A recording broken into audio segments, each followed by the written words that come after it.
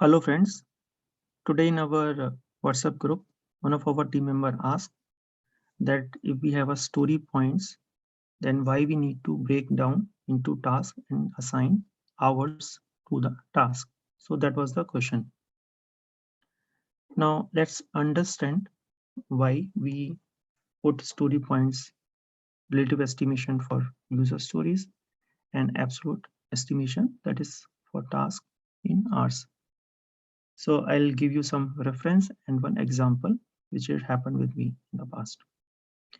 So basically, story point allows us to give a quick estimate with respect to our product backlog item. And it's just enough estimate to plan what is there ahead of time. So we just want to give a high level rough forecast to our stakeholders with the help of story points. We know that story point consists of complexity, risk, dependency, time, effort, which will going to deliver some business value. So that's the fundamental for story points. Now, why we are not estimating in hours? Because we believe that people are better in estimating relatively. So what we normally do, we always compare our user story with wall of reference or some work which we have done in the past or similar kind of work which we have done in the past. Let's keep that scenario that if we are doing first time, what we are going to do. For time we are not discussing about that. Let's take a normal scenario when we have a wall of reference and we normally do a comparison with our previous work. So in place of starting from zero, from scratch, we are comparing it with something that team has already completed in the past. Now it may happen that during the discussion, team may do few changes in that. They may say that, okay, this user story is little easy or complex, or it will take less time, more time. Based on that, they may give a different story points, maybe 3 or 8 or 13, based on the kind of comparison which these people are doing. And we do all this during a planning poker session. So all the work is being compared with respect to the previous work, the reference which we have in the past, right? Now it may happen that team may pick 3 story point or 8 story point or whatever the story point for this new user story based on their discussion, right, during the session. And we know that normally we take Fibonacci sequence 1, 2, 3, 5, 8 for giving the story points. So this is the reason, one of the reason that we use relative sizing in story user stories, right? Now let me give you an example, and it's my real life example. I was just sitting at my desk in my office 3 or 4 years ago, and I got a mail from my manager that you are selected for one of the project based in Netherlands. So get ready. Only 2-3 lines he has mentioned in the mail.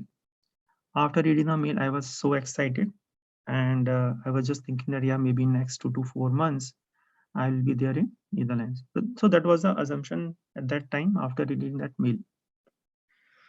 Now after that, he scheduled a call with me.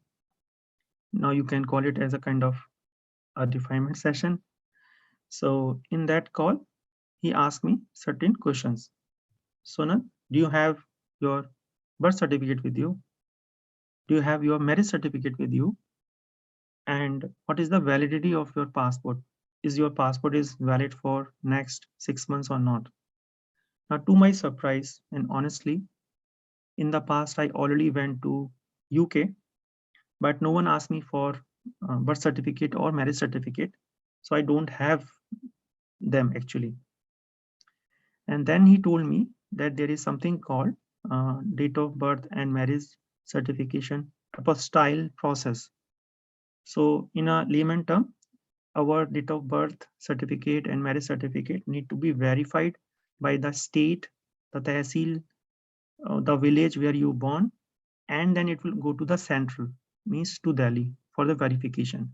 And then it came back, and then this two important document will be added in our visa processing. Without that, your visa is not going to be processed. So you can think about my mental condition at that time, because I don't have these two documents with me. And he told me clearly that without this, you won't able to travel. Now I asked him that I have no idea about this, like how much time it will take. So he told that, yeah, because couple of people already went on site, why don't you ask them, right? So I asked them. Now to my surprise, all the different states have different timing. Some state will take 1 month, some state will take 2 months, some states will take 2 weeks to verify, you know. So again, there are a lot of uncertainty, and I have no idea how I will, first of all, create those certificate, from where, which department I have to go and take out this certificate, and then how much time it will take to process, to do the verification process of this certificate. So a lot of uncertainties was there, a lot of dependencies was there, a risk was involved, and obviously the time was not there. So, but then I need to give something to my manager, right? So based on whatever is the initial discussion with I have with my other teammates, with one or two agents, I give him a ballpark figure that it may take not 2 to 3 months, but it may take 4 to 5 months on a safer side. So I'm not able to give him the exact date that, okay, on this date I need to travel, because he need to communicate the same to the on-site client manager or client partner that student will be there on, let's say, on 8th of August over there, right? Because they need to do certain kind of arrangements, hotel arrangement, this arrangement, access, and this and that. So a lot of things are depend on that particular date, that when I can travel. And normally you might be aware about that we need to communicate a specific date to the client, that when that particular person will be there at on-site. So based on that, in the background, they will do a lot of billing related changes, because the rates of offshore and the on-site guys are different. Okay, so let's not get over there. So you can understand that there are a lot of challenges involved over here for a time being, right? So this is the user story. As a user, I want to go to on-site to deliver certain projects, participate in particular release and something like that. So that's the user story for a time being, which looks little complex, because I'm not sure about the processes, I'm not sure about the timing, I'm not sure about it's complex for me, because compared to the past experience, yeah, this is not definitely a 5-pointer or 3-pointer, it may be a 8 or a 13-pointer user story for me, right? So this is the user story part. Now, when I went to my hometown, I started communicating with the agents who are supposed to do all this work for me. I went to them. I asked them about how much time it will take for birth certificate. So they told me that luckily now, last month only, everything is now online. So instead of getting it into, let's say, 4 to 6 weeks, now you will easily get in 1 to 2 weeks. So that's a sign of relief for me. Now I know at max it will take 2 weeks, because agent told me normally it will take 1 week. Within 8 days you will get your certificate, but just take a 1 or 2 day buffer, maybe a holidays and this and that. So I know now I have my plan estimate, then I have an actual estimate for a time being. So I know the maximum it will take 2 weeks, not more than that. It may happen that it may finish before that as well. For marriage certificate, earlier I thought it may take 1 or 2 days, but then I came to know that there is a strike for next 2 days. So it won't happen in 2 days, but then it may happen in 1 week. So then again, that's a sign of relief for me. And then I came to know that I need to renew my passport because it's about to expire. But then luckily we know TCS is doing pretty fast. So within a 3 to 5 days, my passport will be renewed. So that was the thing. Now I break down all these tasks. And one more important task, which I forget, I need to shift my family to my hometown. So a lot of things has to be done. I need to inform my landlord, and I know that movers and packer will come, and they will, within a day or two, they will pack everything and then they send it back to my hometown, and it may take around 1 to 2 weeks to reach out over there. So all this, now I have done the task breakdown, and I have given a absolute values on all these tasks. So now the things will be pretty easy and clear to me compared to the when I've just started this particular process, right? So now let's talk about in terms of project. So in project we have user stories, and then we have a task, right? The exactly the same way which we have discussed over here. Now when we start the user story, even though we have a refinement session, still we have a we identify a couple of dependencies, risk, issues associated with that particular user story dependencies. And as and when we go actual sprint, right, things may change. It may be come out to be an easy one, or it may be come out to be a difficult one, right? So when we start the user story, we cannot give an absolute values to the user story, and that's the reason we give a story point. That's a relative value, right? So in the beginning we have a, but then now let's talk about, we have to now break down the user story. So what are the benefit we will get when we break the user story into different tasks? Now when we break it, we will have more control over our sprint.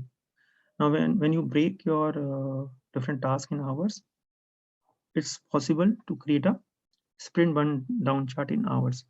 So if we have a sprint burn down chart in hours, it will be easily for us to see how we are progressing over the period of time, how much work is completed, how much task is completed versus how much remaining tasks are about to finish. So if we plot uh, hours in place of story points, it will be give a more clarity to the team, to the person who is outside the team. They are watching our burn down chart. Teams are collaborating on day-to-day basis in a daily scrum, but it will be still easy for team if we have our uh, hours in place of story points on a task level. Then the other important thing is when we do our capacity planning. Let's say in your capacity planning, you come out that your team has a capacity of let's say 500 hours based on whatever the vacation holidays you have taken out everything. When you break your user story into task, it may came out that you may able to need more efforts or less efforts as well. So if you need a more efforts, so you know that you are not able to finish your user story within that sprint. So that will give a earlier indication. And then you can do that kind of discussion with your product owner. It may also came out that your user stories may end up little early. So then it's an indication that you may take 1 or 2 more user stories. When you break your uh, user story into tasks, so that's the thing. Other important thing is during your retrospective, it's pretty easy to find the root cause. If you have break your user stories into tasks and see that this particular task has taken a more time compared to the other task, and your focus should be find the root cause on that particular specific. For example, you need to configure certain tools, or you may able to facing some challenges with UAT, or your development taking more time, or your testing is taking more time, or your integration is taking more time. So if you have break the task, your user story at task level, then it will be easier for you to identify the root cause, because then you can exactly uh, find out the root cause with respect specific to that particular task. So these are the few reasons that you should break your user stories into tasks and then assign the absolute values. I hope it will add some value, and the concept is a little bit more clear now. Thanks guys. Let me know in comment what you think about that. Bye. Have a nice day.